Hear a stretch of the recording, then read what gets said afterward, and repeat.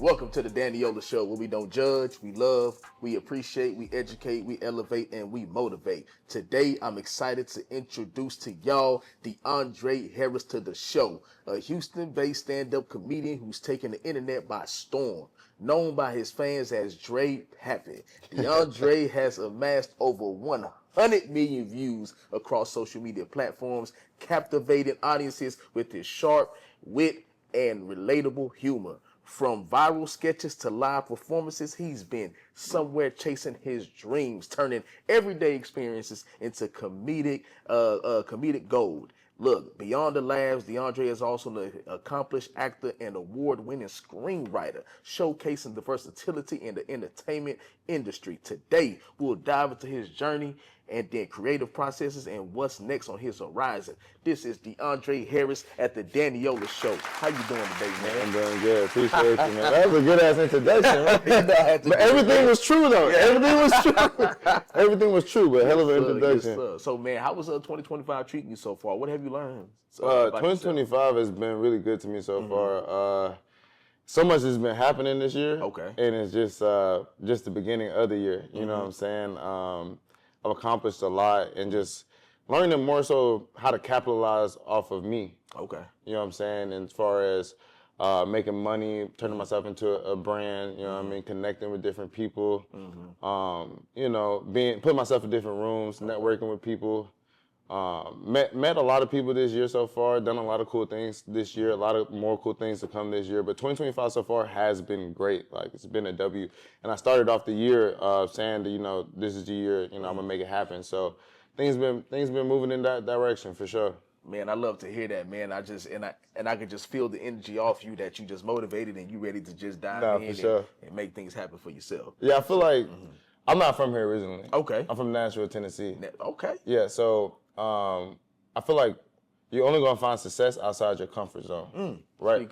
So like back at home, I was very comfortable. You know what I'm saying? I'm from there. I know everybody. I got hella friends, and I wasn't doing as much or as motivated as I am. But now I put myself in an uncomfortable situation where I'm in Houston. I don't know anybody. Yeah. You know what I'm saying? There's no room for failure. Facts. You know what I'm saying? So I have to force myself to go out here and network. I have to force myself to meet people. I have to force myself to do the things I don't want to do or wouldn't do because I'm not comfortable here. I can't fall back on nothing. Yeah. You know what I'm saying? Yeah. So I feel like me being in an uncomfortable situation, which not being from here, makes me just have that extra umph, because like there's no room for failure. Like I said, if I fail, I got to go back home or something. You know what I'm saying? Because I don't got no roots out here. But you know, I'm building my roots out here, and I love Houston. And Houston been loving me. Yeah. You know what I'm saying? Let's go. I love Houston. But yeah, man, it's been good so far. But yeah, I just want to touch on that point. Just being uncomfortable has been a good thing for me. Okay, man, and I definitely love to hear that for you, man. Like you motivating others right now as we speak. And it's crazy sometimes to get those messages, because I get a lot of messages how I inspire people and how I motivate them, and it's crazy sometimes. You know, even being noticed from my skits or being, you know, even doing stand-up comedy. Like, oh, I seen you on stage. Or I was walking in Kroger one day and the manager was like, you do videos. I seen you. You know what I'm saying? Yeah. And, you know what I mean? It's like, dang, you seen it? You know what I'm saying? And even last night when I was rolling back in my neighborhood, two of my neighbors stopped me and they was like, I seen that video you did. I did a collab with Hustle Cartel Gaming. I don't know, you know what that is? Nah. Yeah, a big creator, but yeah, he know. Yeah. So I did a collab with him. They was like, man, we seen that. So it's cool to know that I motivate people and inspire people. And one of the things that motivate me a lot is that Kobe commercial when he was sitting down with Kanye. Okay. And Kanye was like, how much better do you want me to be? And Kobe was like, more. And Kanye was like, how many more records can my records sell? He was like, more records. He was like, how many more records can I break? He was like, more. You know what I mean? And he was like, but I'm the best. And he was like, are you a different beast and the same animal? You know what I mean? So it's just like having that mama mentality is different. Like, I'm never satisfied. Like, I'm always hungry for more. Like, okay. And it's a good and bad thing, because you need to accomplish your small wins. You know what I'm saying? But I've been finding myself not even celebrating those small wins. I'm just more. You know what I'm saying? Like, I'm not even full. More. You know what I mean? I need more. You know what I mean? And you definitely gotta celebrate those small wins You all do. the time, every time. Yeah. Man. My homeboys tell me that every time, man. Celebrate it. If not, then you just gonna overlook all the things that you've accomplished. So let people know like your social media, like how to book you for different services. You know. Oh yeah, of course. So I'm on all platforms at Dre.Pappy. That's DRE.PAPPY. My DMs are very open. I got my email linked in my bio. That's actually how you reached out to me. Yes, email. sir, yes, I sir. do check my email. You can contact me by email. You can book me for I do stand-up comedy. I'm a creative director, so if you need any creative directing, music artists or any other creators out there that just need another creative mind on set, I do skits, so you can book me to act. I'm an actor and a regular film director. So yeah, I do a lot of things. Anything in the film industry or making somebody laugh, you can book me.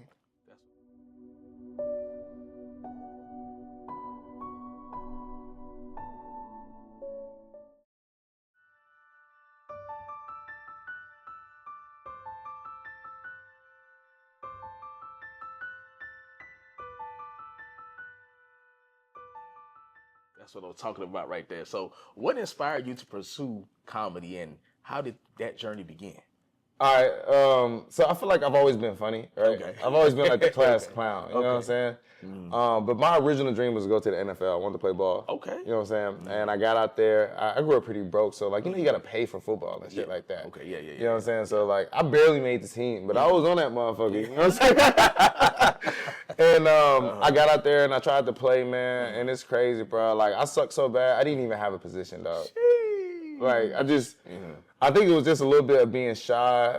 I was a little bit skinnier than all the other kids, you know what I'm saying?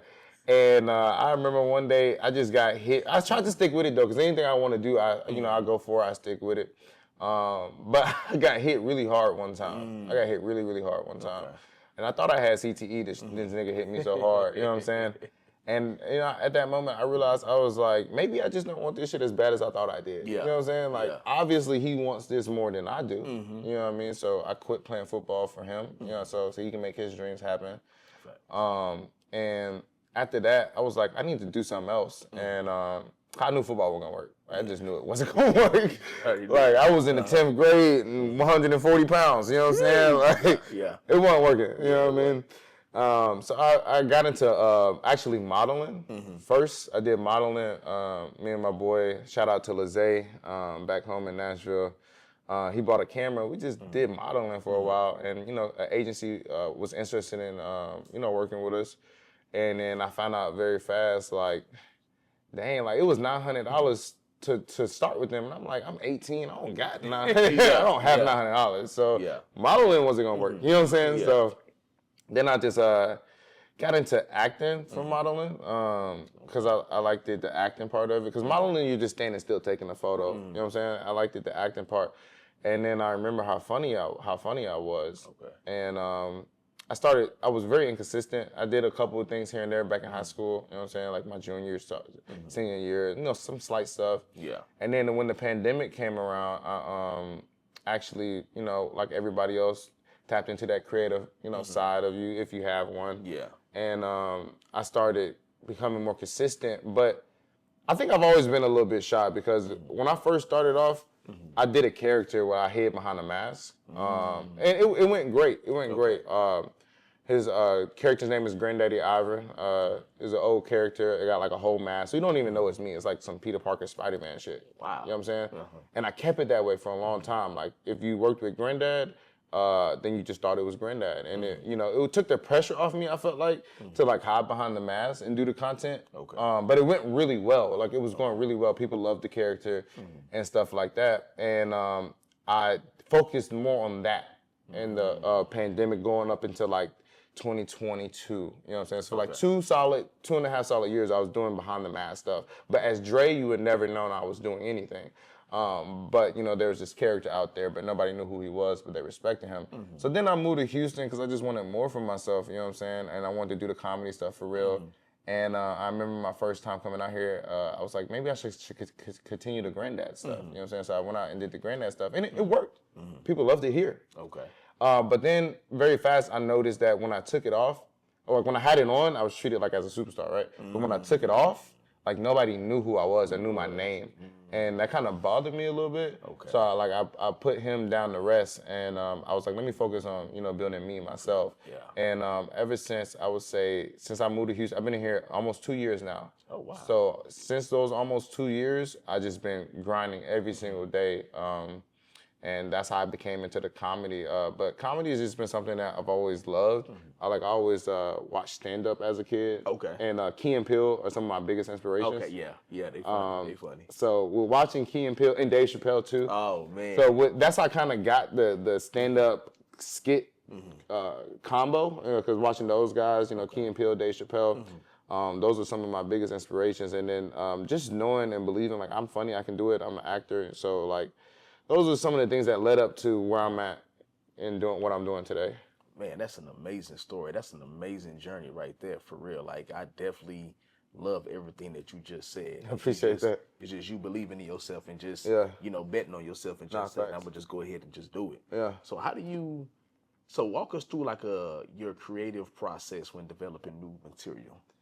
All right, so I have a very creative mind. Like my brain thinks skits or content 24/7. Okay. You know what I'm saying? Like I'm always thinking it. Like sometimes you might get around me, or if you hang around me, you might hear me say, "Oh, that's a skit." You know what I'm saying? Okay. So, and it kind of just happens like a Jimmy Neutron brain blast type of thing. Okay. You know what I'm saying? It's just like going through the brain vessels and then boom, brain blast. I got a skit idea. You know what I'm saying? And the other, I would say it's like 60% of me actually like thinking of it, or it comes to me, but it just literally comes like a bing, you know what I'm saying? Like it just comes. I don't really know how to explain it. No. But Jimmy Neutron brain blast is the best thing I can wait. It's like think, brain blast. You know what I'm saying? I got it.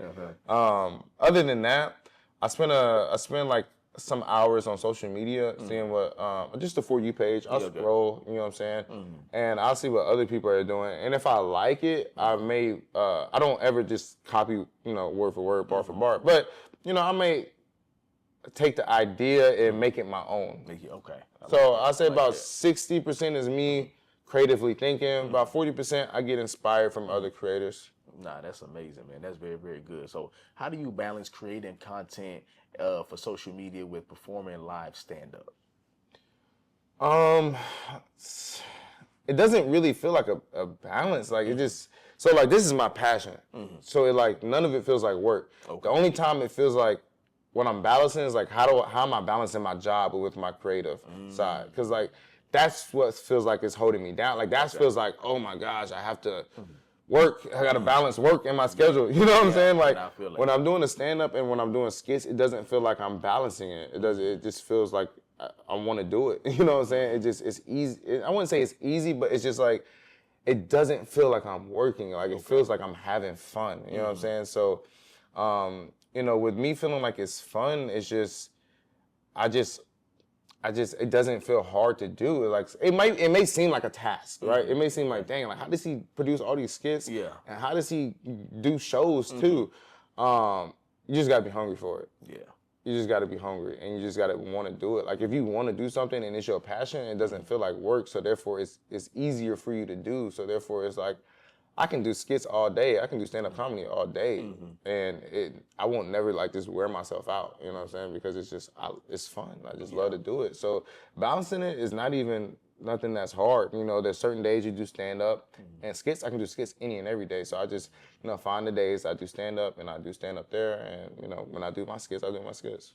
Hey man, you just all over the place. You hear you there, but you make it work, man. Like you said, people think of looking like, man, how does he do it? But if it's your passion, then it ain't hard at all, and it's something that just comes natural. Facts.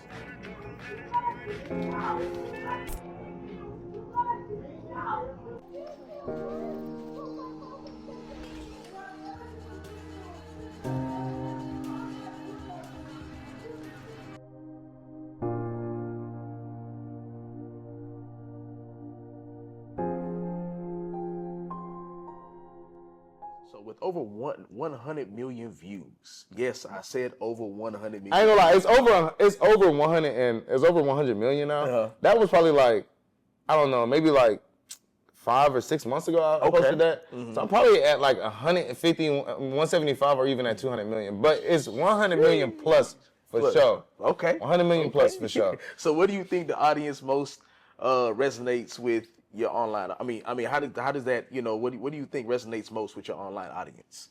I think is the content I make is relatable to different situations. Okay. A lot of creators have like a niche or a certain thing that they do, like they do one video, different ways. Okay, yeah. You know what I'm saying? And I feel like with me putting myself in like different situations and different videos, I can reach a lot of different other people. It's just not one bunch of people that I'm targeting. I'm reaching like, oh, you going through a breakup, or you and your homeboys are doing this, or when you smoking, or you know what I'm saying, when this is happening, or so I just feel like with doing different type of scenes, it resonates with different audiences of people that brings them all together. You know what I'm saying? Because one of my videos might not be relatable to you, but you might scroll through and see another one that like, dang, I went through this. You know what I'm saying? Like, hey, you know what I mean? So I just feel like just being creatively diverse, it helps resonate with a lot of different audiences. Okay. I love to hear that, man. So how has your social media presence impacted your career opportunities and growth? I will say that a lot of things. Okay, I'm gonna just be straight up and honest. As of my social media presence, like it's gotten me. You can get free stuff. You know what I'm saying? You can get free stuff. And that's pretty cool. Okay. I feel like if I'm gonna be honest with you though, I feel like I haven't really grasped fully what it can give me, or how it impacts me. I feel like I'm in the process of right now figuring those things out. Okay. Like right now, I partner up with different restaurants and whatnot in Houston, businesses, lounges. If you have a business, I'll partner up with them and share them my fan base. Okay. So that's a revenue. It makes me revenue. I would say that, but. I mean, obviously, if you get respect, you know what I'm saying? Like, people respect you, people, write you nice messages, like you inspire them. I feel like that's one thing, but I truly don't feel like I figured it all out on how this is all impacting me, because it's kind of really happening really fast. I set out to do it, and I'm like kind of in the journey of living it. Okay. So it's still kind of something I'm still trying to figure out and kind of home in on, like, how truly can I capitalize on, what's going on in my social media presence, and what fully can I do? Like, all the instance of what can I do? You know what I'm saying? Like, can I be sitting courtside at the Rockets game and they put me on the Jumbotron? Yeah. You know what I'm saying? Like, how all can I, like, what all can I tap into? So I feel like I'm figuring that out right now. Hey, man, that's a day-by-day process that just sounds amazing, and just living in it and just enjoying every moment of it. Not facts. Man, that sounds like it is sometimes. Yeah, it is for sure. So what challenges have you faced in comedy, in the comedy industry, and how have you overcame them? I would say being too nice is a very bitter. It's a double-ended sword. Okay. Because being too nice really hurt me. Pouring into a lot of different other people. Before I could even pour to myself, or before my cup was full. So that was a big challenge, and just me having a big heart for people, you know what I'm saying? Like, I want to see, like, okay, I know I'm going to win, right? But I want to see other people win. Yeah. You know what I'm saying? Like, I know I can one day I'm going to pull onto the lot, I'm going to get the nicest car. But wouldn't it be dope if, like, 4 of us did that? Yeah. You know what I'm saying? Like, wouldn't it be dope if we all did it? I agree. You know what I mean? So it's just like having a big heart and wanting to see people, wanting to take people along with me has really been a very big challenge, because a lot of people that are, close to me, they tell me, like, you got to focus on yourself, or you can't take everybody with you, you know what I'm saying? Or you got to stop being so nice, or you got to start being meaner, you know what I'm saying? It's just like, that's been a very big challenge for me, because when I first got into, like, doing content, I wanted to, like, seriously do it. I had reached out to a creator that I really liked, and he basically came back, told me, like, oh, he didn't want to work with me. He didn't think I was funny or whatnot. And that left a feeling in me, like a pit feeling in me. Yeah. Like, damn. You know what I'm saying? Like, man, I thought you was going to say yeah. I did think you was going to say yes. Yeah, so it left a feeling and a burning feeling, like, I'm a grind for, like, I'm a show, and I feel like I don't want to ever make nobody feel like that. You know what I'm saying? So like I'm very open to like working with a lot of people. But like as I grow, I do realize you got to kind of separate yourself off and like kind of nip the bud. So I'm in a point right now where I'm trying to like find a select team of people to work with. So I don't just really have to keep working with a lot of random people here and there like that. But I would say that's been a big challenge, being very nice. I would say in stand-up comedy, what's been a challenge? It's been a challenge like kind of getting booked for some reason. Like I know I'm good at stand-up comedy. Like I'm pretty decent. I'm pretty good. I'm good enough, to be booked. I feel like personally. But I feel like within stand-up comedy, because I do social media, it leaves a lot of the other comics like I don't know. They just feel like I'm an internet guy. I feel like, you know what I mean? Okay, I see what you mean. So, and other than that, I'm a pretty smart guy. Like your journey isn't my journey. You know what I'm saying? Facts. So a lot of stand-up comedy is like waiting till 1, 2 o'clock in the morning, performing for one person, maybe two people. But I don't want to do that. I don't feel like you grow that way. So I'm very selective on when I do stand-up comedy and what crowds I do stand-up comedy in front of. So a lot of other comics feel like I'm trying to take a shortcut or I'm not fully within the grind or something like that. But I just feel like I work harder when you can work smarter, you know what I'm saying? So I just try to capitalize on all my opportunities, but I feel like with me not being out there every day, in the grind and the stand-up comedy, I feel like it leaves a bad taste in other comics' mouth. Yeah. Because there's no reason why I shouldn't, be booked. I'm funny, and I've won a lot of the Houston. They host weekly competitions, and here in Houston for stand-up comics, I've won, more than one time. So, but those are just the weeklies. I haven't won like the big. They did like the big regional one. I didn't win that one, but that was still within my first year. I've only been doing stand-up comedy for as long as I've been in Houston. Oh wow. Yeah, so it's only been like a year and a half now. Okay. So. But with that being said, those are the two challenges within social media, kind of, being so nice to everybody. And then within stand-up comedy, I feel like with me being in social media and me trying to pick and choose my path, it kind of, leaves a bad taste in people's mouth. I feel like those are two challenges I feel like in my comedy careers that I face. But how do I overcome it? I feel like a lot of people want to eat at other people's table. Facts. And I figured out I can't eat at everybody's table. You know what I'm saying? So what I've been doing is I've been building my own table. Yeah. And that's how I've been overcoming it. I go around people or go to somebody else or go directly to the source or I just put it together myself. You know what I'm saying? So I feel like how to overcome anything or any challenges is if you're trying to eat at somebody else's table and it's not working, you ain't getting no food there, go and build your own table. And then that way you can invite your own guests to eat with you. So that's how I feel like I've been overcoming it and just kind of, I ain't letting it stop me, you know what I'm saying? Because I'm going to do it regardless. There you go. With you, him, them. You got to just keep on pushing, man. Yeah. I definitely love the grind, man. I definitely love how you just keep on going, and you're not letting anything just die right there. You just like, nah, I'm about to jump over this hurdle, right? And I'm gonna just keep it pushing. Facts.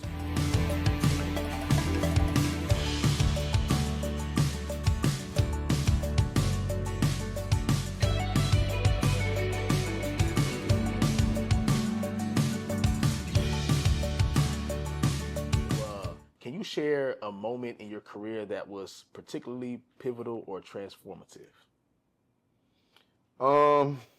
Let's see here. I would say the first big thing I did was the Drewski could have been records. Okay. That really put me on to like the creator world in Houston. Like I met a lot of creators there. And that was really big. Like that was really big. That was like the biggest thing I did at the time. I think probably still one of the biggest platforms I've been on is Drewski's. I've never been on a bigger platform than that. But that was a good moment for me in my career. That was pivotal. What else has happened? Directing for, I used to go to the 20v1s. I don't know if you know what that is. Yeah, You seen it? Yeah, I've seen it. So I used to go to them to kind of, those are big platforms. So I would kind of like do my own skits on their platforms. Okay. And over time, I guess the people that put it together, they kind of noticed like I would do my own skits on their platform. So then they started to invite me to like direct them. Okay. So that's been pretty dope. You know what I'm saying? That was like very pivotal, you know, just from being a contestant to like, hey, can you come help us put this together? And then as far as personally, I put together a skit, a fake wedding. It was a ghetto wedding. Really? Yeah, I put together a ghetto wedding. And when I had a full cast show up, that like really opened my eyes to like my influence, if that makes sense. Yeah. Because I had an audience. I had the preacher person, I don't know what the preacher dude. I had some best men. I had the ladies, they had their dresses on. I had my bride. And everybody played their part, and it went phenomenal. Like, and when everybody showed up to do a fake wedding for me, it was like, man, like, dang, like, you know, I really got influence, you know what I'm saying? That was like, it really opened my eyes. Like, people really want to help me. Like, they see my vision. They want to, you know, be a part of it. And that was very pivotal to, like, I was like, dang. And then another thing, like, just last night, I had I threw a game show. Okay. And I ain't gonna lie, I was super stressed. I was super stressed, dog. Like, I'm super stressed. I'm super overstimulated. I don't know how it's gonna happen. You know, I need 20 people to show up. Yeah.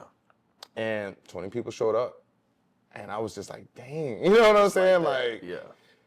Okay. You know what I'm saying? Like, you know, I'm really, you know, doing the thing now. You know what I'm saying? Like, I can really do it. I can really do it. You know what I mean? If people are showing up and they're participating, I can really do it. You know what I'm saying? So, those are a couple of things that's really been like pivotal for me and like kind of opened my eyes in what I've been doing. Man, that's amazing, man. Sheesh, a ghetto wedding, man. Hey, you gotta check it out, bro. I'm definitely gonna have to look at it. It was a good sketch. It was a good sketch for sure. I'm gonna definitely look at that. So, a lot of people were saying like, I thought this was Tyler Perry. Shoot, let's go with it. No, for sure. It's gonna be better than Tyler Perry. Now, one thing when people ask me like what I want to be or like what's my ceiling, I feel like I'm gonna be like, it's like, imagine Tyler Perry, Kevin Hart, and Drewski all in one. Sheesh. Because with Tyler Perry within the film, Yeah. because I do film too, and I love film. I love short. I got my own. I made 3 short films of my own. Working on one out here in Houston, so I love film. So that's the Tyler Perry part. Kevin Hart, obviously, with the stand-up comedy and just how great he's been. Yes. And within Drewski, within his social media presence on how he just been able to capitalize. So I want to take all 3 of those, and I feel like I'm all 3 of those at the max, at my max ceiling. It would be all 3 of those merged into one person, and then you get DeAndre Harris. Okay. Yeah. Okay. So are there any new projects or collaborations? Yeah, you're excited about? Yeah, I'm actually, I've been doing my own game show. Okay. I actually been doing a game show. I've been giving away money. I've been giving away $300. Yep. And I'm really excited for that because I feel like it's something that's new that no creator, at least in Houston, is doing. The only creator I know that's doing it is Mr. Beast. Okay, yeah, yeah. That's the only other creator I know that's like just really giving out money as far as like in a game format show. So it's really something I'm excited to continue. I do want to give a shout out to Jamal the Lawyer for sponsoring my first 2 episodes and, you know, just, you know, letting me put that vision to bring it to life. So I'm really excited about continuing that series, that game show, and see how far I can take it. I do got a big project. I don't want to say too much. Oh, don't. I don't want to say too much. You ain't got to. But I do have a big project, like my biggest project that I'm gonna be putting together. Okay. I'm setting it up right now, and when it comes out, y'all definitely will see it. You know what I'm saying? Because it's gonna be big. So I just secured that. I'm in the process of working out everything for that client. Okay. Once I have everything, you know, I'm gonna send everything off to them. You know, they already gave me the green light to kind of have full control, which is really, really exciting for somebody that's like a big creator. You know, I got full control, full creativity. So I'm very, very excited to just kind of show the world my creativity because like I truly feel like I'm a slept on creator. You know what I'm saying? Because like I have. Like if you look at my analytics right now, like in the last 30 days, a month, I've reached 11 million people. Okay. So I have 11 million people, I only got 20,000 followers. In my mind, I feel like I should have like 200,000, 400,000. You know what I'm saying? That's just where I feel like.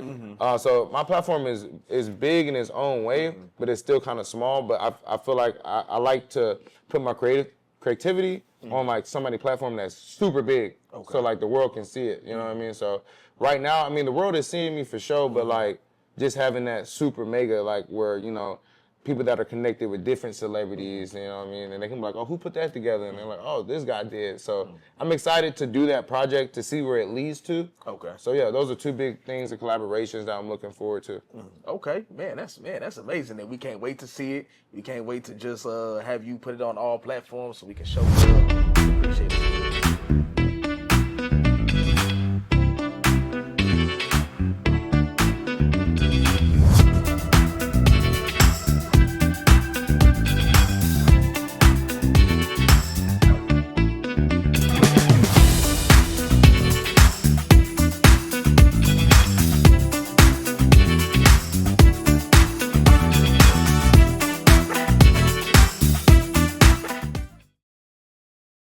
So beyond the scope of working and doing the skits and the game shows and everything, like what does self-care look like to you? How do you decompress through it all?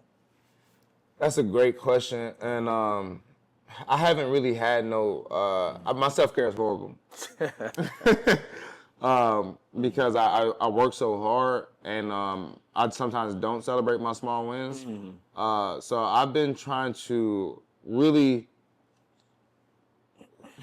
try to relax or celebrate or So right now my self-care looks like smoking a joint. If I'm being honest. Like, okay.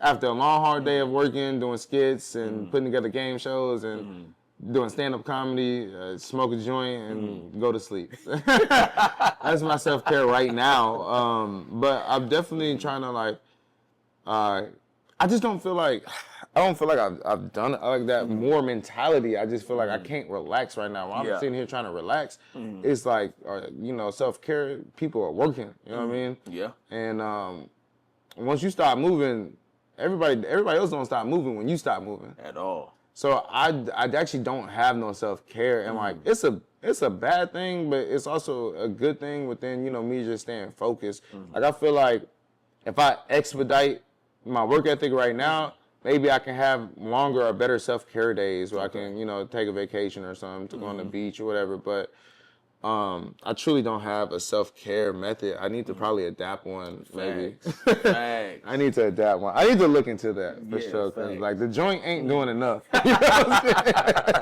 saying? Oh, man, DeAndre Harris, appreciate you today, man. That concludes our episode of the Dannyola Show, where we don't judge, we love, we appreciate, we educate, we elevate, and we motivate. Yet again, we got DeAndre Harris, a.k.a. Dre Pappy. Yes, that's make sure Dre. Pappy. Yes, sir. Hey, make sure you guys like, comment, subscribe, show this some love. Yes, show this brother some love, you know what I'm saying? And let's get 100,000 likes on this. Matter of fact, 1 million. Let's get 1 million likes. Sheesh, let's get it. Let's do it. And we are